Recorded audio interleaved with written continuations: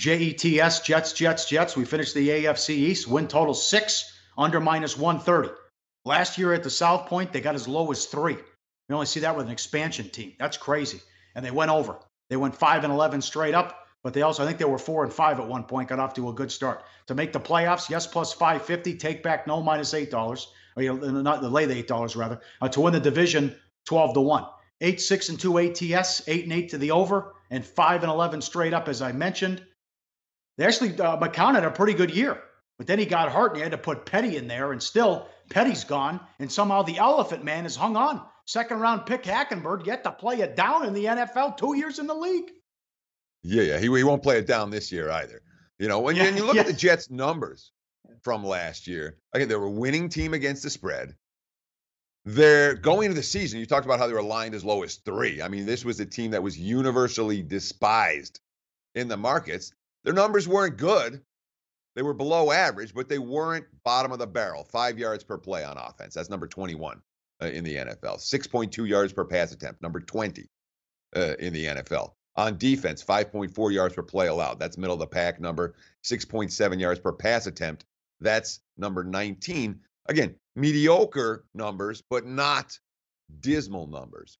24 giveaways, that was below average. 20 takeaways, that was below average. -4 differential for turnovers, that was below average. But again, not disastrous type of stats. Not this team is coming from way, way down, like many people expected them to be. From all indications, you know, Todd Bowles kept his job.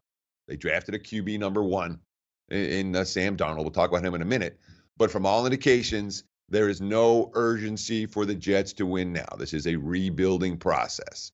Bowles now in his 4th season. From all indications, the quotes coming out of the Jets front office, it's not a playoffs or bust situation for Bowles, which is good because the Jets ain't making the playoffs this year. They're lined, as you mentioned, as a 6-win team with juice on the under. Well, that's big, you know, that he can go out there and he doesn't have to worry about his job. And he did a good job last year. So did McCown. To me, this is like the Bills. When you're looking at the win total, how long does McCown, is McCown the quarterback like McCarron? How long do they wait to put Darnold with the Bills? It's Allen. How long do they wait to put Darnold in there? To me, that because Darnold's going to struggle when he comes in, and they get a tough back end of the schedule. Well, Teddy Bridgewater's the interesting guy here. You know, we're not going to see Hackenberg. I don't know that we see Darnold. I don't think Darnold is necessarily, when you talk about a guy with upside, sure. But you talk about a guy that I watched in college and say, okay, he's ready for the NFL. He's going to succeed. You know, he didn't win big at USC. So I've got my concerns about him. What's win big? He won games. Which, well, I mean, he won. Yeah, but did USC live up to expectations at any point while he was there? No. No, I don't think there were expectations when he took the job. Well, he took the job from Max Brown, who was the number 1 high school recruit. He took the job like 3rd game, and they took off. He was great in the Rose Bowl. Turnovers were an issue this past year. He's fumbling a lot and interceptions. He's got to work on that. Sure. But McCown was good.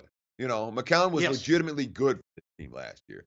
And so you talk about some of the moves. I mean, they brought in a ton of moderately priced talent. You know, the linebacker, Avery Williamson, the tight end, Clive Walford, you know, running backs, Isaiah Crowell and Thomas Rawls, the center, Spencer Long, a key signing, Terrell Pryor at wide receiver, and, you know, at cornerback, Jermaine Johnson, who's going to be joining Mo Claiborne, along with, you know, Jamal Adams and Marcus May, last year's 1 and last year's number 2. I like the talent influx for a team that, oh, by the way, they're going to have like $100 million in salary cap room next offseason. That's when the Jets are building for. Of course, they let a lot of the veterans go. You know, the linebacker, Demario Davis, Muhammad Wilkinson on the defensive line, Coney Ealy from a pass rushing standpoint.